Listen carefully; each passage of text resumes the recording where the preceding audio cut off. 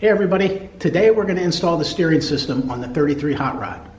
We're going to start out by putting in the steering rack, then we're going to put the tie rod ends on, then we'll install the steering column, and we'll finish it all up by putting in the steering shafts and the universal joints that go along with them. Everything's laid out and ready to go. Let's get to work.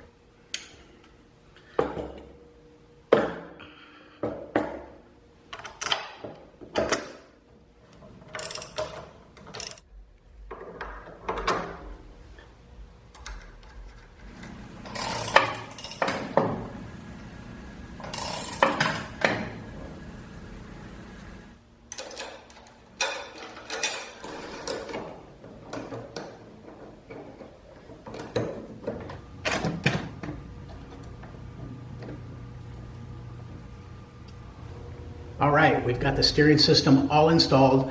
It was actually pretty easy, but we did have a couple problems that we had to work on. One of the steering shafts was a little too short, so we had to order a longer one and get that put in.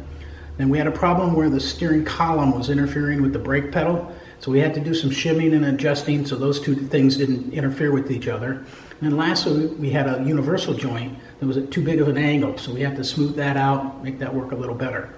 But hey, we got some extra stuff done too. We got the master cylinders put in, we got the brake fluid reservoir put in, and we got the brake pedal put in. So we're doing really well. Next, we're going to start working on the brake lines. So keep coming back and checking this out here on YouTube. Our channel is 33 Hot Rod. If you would, please subscribe. And until next time, cheers.